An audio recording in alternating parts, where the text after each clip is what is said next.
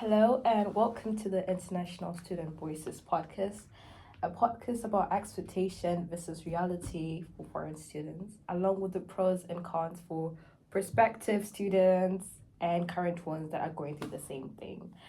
I realized that before I came to university, I had so much anxiety and I was constantly searching for podcasts and YouTube videos that were telling stories about life as an international student.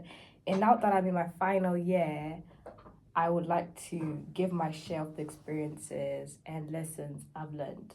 My name is Bianca Chitumba, and today we're privileged to be joined by our guest. Hi guys, I'm Stephanie Madu. I am a first year interior architecture and design student at NTU, and I am very grateful to be on the podcast. Yeah. So, what motivated you to pursue education abroad? So I wouldn't say I am completely an international student. Yeah. However, I do, because I don't hold a British passport, I do hold experience some of the disadvantages and advantages that international students face on a day-to-day basis. Yeah. So what made me pursue education abroad? I think America and the UK in general have a lot of opportunities through education. I think the degrees that we're able to get and just the amount of opportunities that they give people is really big compared to other countries. Especially, I come from a small town in northern Italy, and its opportunities don't come that easily. So it's either you're born into money or you just got a firm life. Like it's kind of hard. But I think the UK really like the amount of opportunities they have for everyone, even of different colors and different backgrounds. Like we all have somewhat opportunities there and places we can go through education. So yeah, that's how I was motivated to move here. Yeah, I mean that's exactly me too. Like before I came here, I knew that I wanted to be doing journalism, and I knew for a fact that if I go to UK, it's gonna be good. Like come on, BBC, Sky News. I saw myself working there, and I was like, yeah, I'm gonna go. So I was just searching for the unis and stuff, and I saw NTU. I was like, okay, NTU is like one of the best ones for journalism. Yeah. I was like, I'm gonna go, and I mean, well, it says for itself, like. It is actually really good. They actually have made so much effort in it, and I just wanted to be better. And I knew that even if I wanted to pursue journalism in my country, I probably wouldn't be as where I wanted to. Yeah, progress is like where I wanted to go. Yeah. So yeah, it's a struggle. It is a struggle, and I feel like here there's so much more opportunities. So, how has studying abroad enriched your cultural experiences and broadened your global perspective? I think there's so many different cultures here, especially like because I moved near Essex. I moved to Essex, which is a small county near London, and just the amount of different cultures in one space is so like I don't even know how to explain it. Like you just get introduced to so many different things, like Indian food, Chinese food.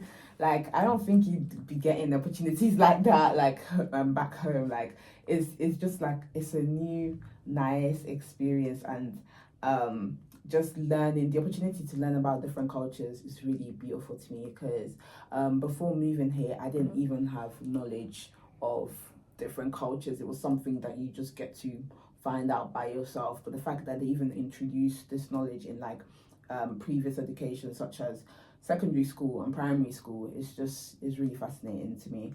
And yeah, it's really nice. Like it's just really nice to see like different types of people and where they came from, and just getting to know how things work for them, and it's just really nice, honestly speaking. That's actually really true, because you know, being an international student, there's so many different people you meet here from different certain countries. Like my friends are all different. One is in Dubai, one is, UK best, the other Yeah. one, they're all from different places. And the more you get to hang out with them, the more you get to like understand and learn new different dishes. Like now I know how to what Kenyans eat, Indians eat, and I've also tried all the different types. I love the Korean barbecue, man. Yeah. I think that one is a different. I got surprised that day, man. I was like, this food is delightful. It's beautiful, man. Where did you try that? Korean barbecue. I tried it in Cambridge. Oh, okay. My friends like introduced it to me in Cambridge, and because I wasn't like I didn't know about any other type of cultural foods and stuff, I was really picky. So I was like, I don't know if I really want to try this.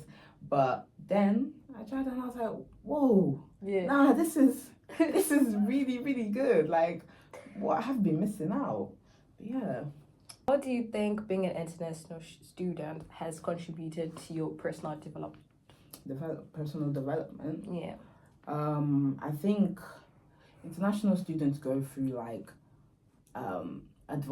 they go through like disadvantages and advantages daily. Like it's an advantage to have like to know different languages and stuff, and just to know different perspectives from different countries, because it lets you have more of like a intellectual view on certain things. However, I would say towards personal development, I would say it really like builds you as a person, because you do have to go through just this challenges of English not being your first language, and like being away from Home, and just they can be good in certain times. They're useful, but then at the same time, like just knowing how to struggle by yourself makes you a strong person. And I think a lot of international students, I look up to a lot of them, because it's like you really learn how to do like move to a whole country by yourself and do everything by yourself from afresh. That is a personal development to me. Like that's character building. Yeah. So I mean, I agree with that. Yeah. It's obviously made me stronger, made me more mature, because I feel like back at home I was being babied too much by my mom, and now you're alone. You know that if you don't go to class, it's on you don't do certain things, it's on you, everything is on you, and now you're thinking about your future and stuff. And I feel like you get to know yourself more when you're here than like when you're back at home, because you're just doing the things that your parents are telling you to do, and you're just like comfortable like that. But when you come here, you see other students doing better, like, you know what I mean? Like you just build yourself. And you want to be better, and you want to see yourself achieving like good grades. You want to see yourself, that's how some people start doing placements. They start doing jobs, apprenticeships, whatever that can make you stand out from the public. But like your finance, how I think, what's it called, I would say, I don't know the perspective of like, how international students like they come here by themselves, so a lot of it is like their own personal finances through SFE and stuff and support from home. I think because I came a bit earlier, but I have to like my family had to like start afresh. So with SFE, I would say I get quite a bit of SFE only because I'm not in the best financial space, because of the fact that we came here and we have to start afresh. So I would say for the people who are in like my position, where you're still counted as an international student in a certain degree, I think sometimes it's hard, because it's like your parents are still like trying to develop something for themselves here, which is kind of hard when they come here later and they have to start afresh. So with SFE, I'm generally just managing at this point. Inflation is just inflation is doing a bit too much, man. But what would you say? Because wow, like, I mean, I'm not gonna lie, I feel like yes, it's quite different. When I first came here in 2021, it wasn't as bad as it is. Trust me, it wasn't as bad. It was actually really, really, really good. No one was really complaining. Tesco Club Card was being an actual club card. It was actually working as an actual club card. It was actually. It actually was as well. You were actually getting a lot of money. Yeah, and like you imagine going to Tesco with £50 of groceries. Oh my god, that would last you for like a whole month plus straight because of the whole groceries right now. Right now, going to Tesco, even the club card, you can only like save how much? £10, £50 the like, most. it's not even. It's not. They might as well scratch the whole thing. They might as well. Work anymore. No, it's actually really bad for students, and it's something whereby you have a certain amount of money every month, and you're just looking like, what did I even use it for? I just bought groceries, and here I am. And I feel like, especially for a girl as well, it's a bit hard because here you are, you're trying to take care of yourself. You can't be looking shabby. Here you are, you're trying to you want to do your hair, you want to do your nails, you want to look proper. You also want to feed yourself. You want to go out with your friends once in a while. And it's just so overwhelming, and it's like. But I have a question. Yeah. I feel like a lot of people assume international students are able to fund for themselves because like I feel like there's this perception of international students that they have a lot of money. Like the fact that they're even studying abroad is such a thingy. So how would you respond? I feel like, to be honest, to a certain extent, it is true. Because some of the international students that come here, they come from very wealthy families, and they get a very large amount, and it's not that difficult for them. Like, people will be complaining, oh my god, it's expensive, it's whatever, but then maybe they'd be getting like 2K a month and stuff like that. But I wouldn't say that's every international student, because some international students, they came with scholarships. They want scholarships. And those scholarships, they're really hard. Yes, really you get what hard. I'm saying. Yeah. So like, they're just okay at home, and they just came here, and they're just trying to make it, for themselves. And some people, they actually do come from a decent home, but their parents don't give them a lot of money. They just give them enough money to survive, to eat and survive. And they're not going to be spoiling you, like, okay, this is enough. Tell us how much you spend on groceries and this and this and that, and that's the amount we're going to give you.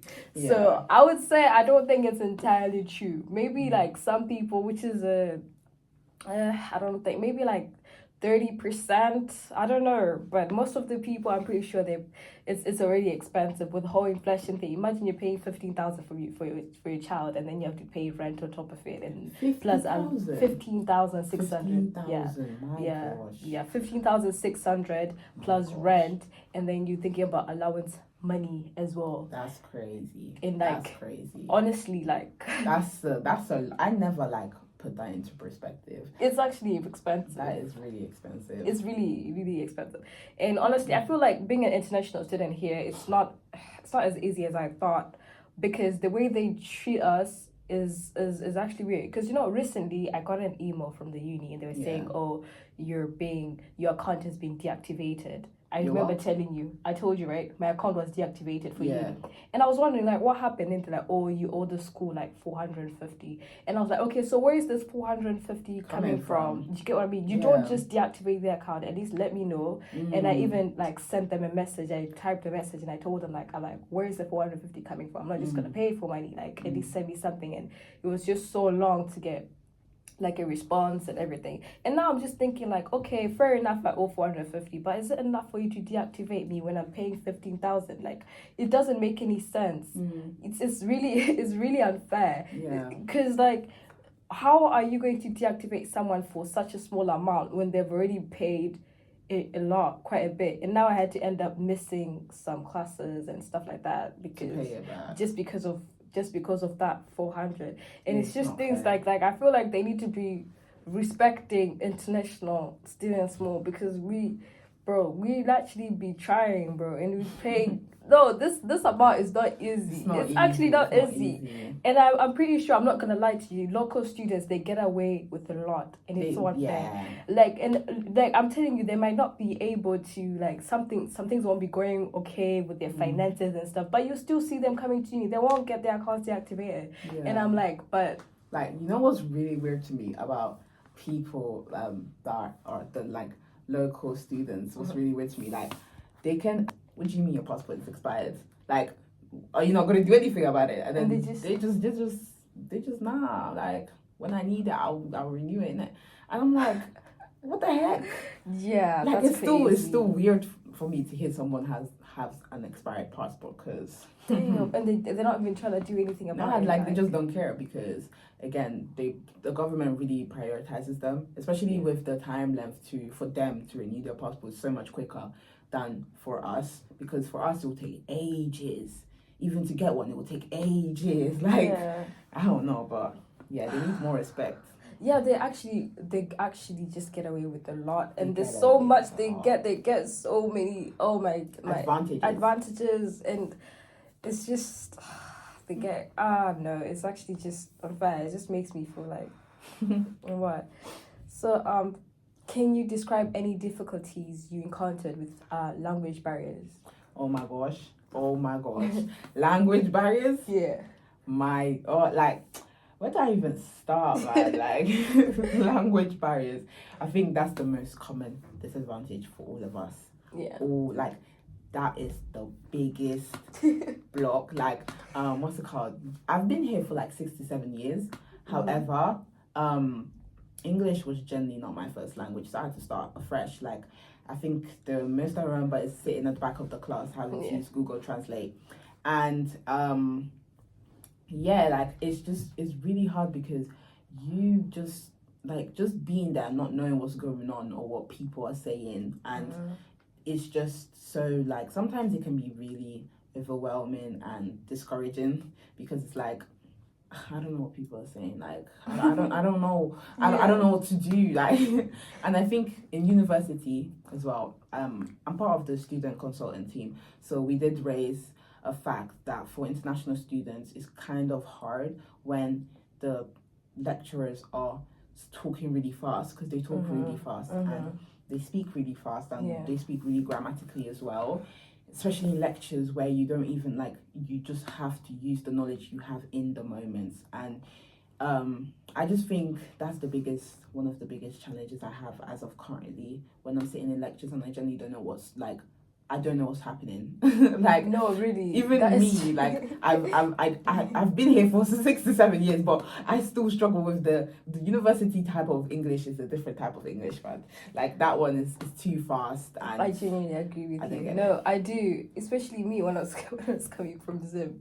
Oh my days. Like first year was very difficult for me because I was like, what are they saying? And you're like, they're explaining something and you're trying to get words out of it. Like you're trying to understand what they're saying, but then again you're also supposed to understand what they're teaching. But you're trying to understand the words, what they're saying in the moment. In the moment, it's not.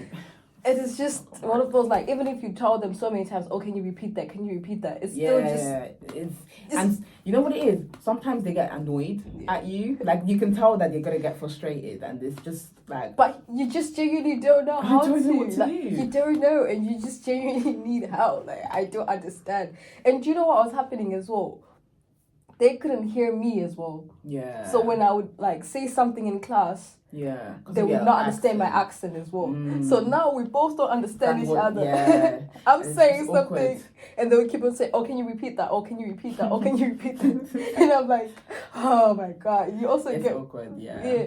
But it wasn't just uni for me. Like even if when I was going for in the shops, Tesco and stuff, they still couldn't understand what I was saying because I was still just used to the certain things that would call back in my country we call it airtime. Airtime is like data on the phone. So that's what you call it. So I came here thinking, oh, it's the same thing, and they're looking at me weird, what do you mean by that? I'm like, for my phone, the data for my phone and stuff. There's just so many things they couldn't even understand me, even my accent. I was like, okay, I don't know.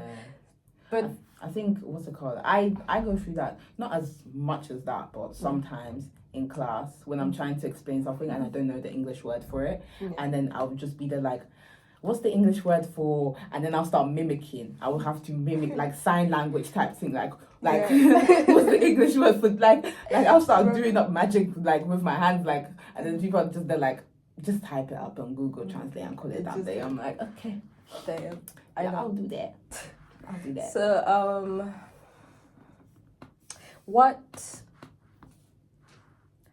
what challenges did you face when adjusting to a new culture in education system? I think catching up is the most. I think catching up because the education system is completely different from where I came from. In Italy, I think our education system is like America. So we basically do the same as America. So the multiple question type exams and all of them things there. Like, and also we don't really step out of what we know. So how do I explain this? Like, we don't really learn about everything else. We just stick to our own country and learn about our own country. And we don't really broaden the spectrum into other cultures or into other races and history and stuff like that. So the most we'll go is France, and that's it.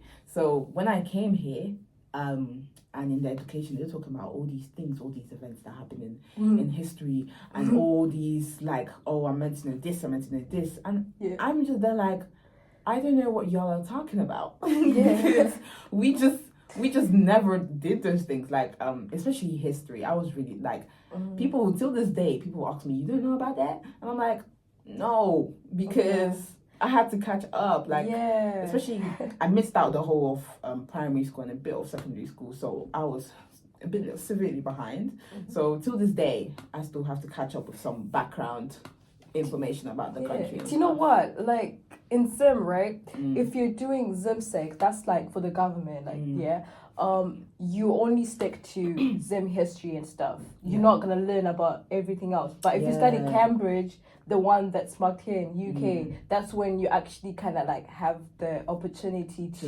learn. So I mean, it's just the same thing. But then thing is, like, Cambridge is more expensive compared to ZimSec. Yeah, that's what I'm saying. Yeah. So it's, if you're privileged enough to do it, then you'll be able to know. So you get what I mean. That's kind of the same for us. Like, if you went to the tourist areas with the big schools, then like some Italians may be watching this and thinking, what's she talking about? But guys, I come from a small town in the north, so we didn't tap into any other things. I think it's not even like education wise, also like very much like urban culture and just day in day. There's a lot of things that I'm still learning till this day. Okay, but now that you're here, would you prefer learning in Italy or UK learning here? Like, what would you Education? Yeah. But I prefer here. Like, I prefer here so much more. Like, what would you say about the student nightlife? Student nightlife? You know what it is? I haven't tried the student nightlife in Italy because I was young. But when I started the student nightlife here, I do. It's fun. It's all right. Like, it's quite. I just love the concept that everyone can get together, and there's still racism here. Don't get me wrong, but it's like there's like, you can go to a club just for, like, we'll just play black music. You can go to a club that will play more mainstream music. Like, there's different cultures and there's different services for different cultures, and that's what I really like about the UK. Like, you will not be able to, like, you may find that in Italy, but it's really hard. Like, it's really, really hard to get that. Like, it's really hard because it's very conservative. It's like a Catholic type country, so it's very conservative. Okay, so let's say there's someone out there that's watching and they want to come here to be an intern, like a prospective student. What would you like tell them about what would you tell them to expect, not to expect? As an international student. Yeah, as an international student. I think it can be a lot. It can really be a lot. Like, when you first get here, it can really shock you. Like, it can be a lot. It can be lonely. It can be, the weather is not for, like, you for need the to, week. I feel like you need to know how to, like, I don't even know how to explain it. You need to know how to be happy without needing the weather and stuff. Yeah. So, and I've also realized that the weather actually plays a big role in terms of your mood, and it also plays a big role in terms of like how people get depressed and everything like that. Yeah, and it's what's it called? It's just really hard sometimes, and also I would say the culture shock, definitely, because I think other countries, they're not as wild as the UK, and I think the UK is wild. Okay, America is very, very wild, but the UK is still like wild to us because other countries are usually, they stick to their culture, right? But because the UK has so many different types of cultures, they all come together and they all influence each other. So it's really like what you think you know may not be what you know here. Like the people who are from your country may be like completely different. Like it's all mixed. Everyone's all mixed and munched. So it's like we're all blended into each other. So yeah, I would say it's really surprising. But I would say don't get discouraged because it can be really hard sometimes. Yeah, it can be really hard. But I feel like it's quite an experience. You get to know yourself. You get to know, you get to know what you can do. The best version of yourself, I guess. Yeah.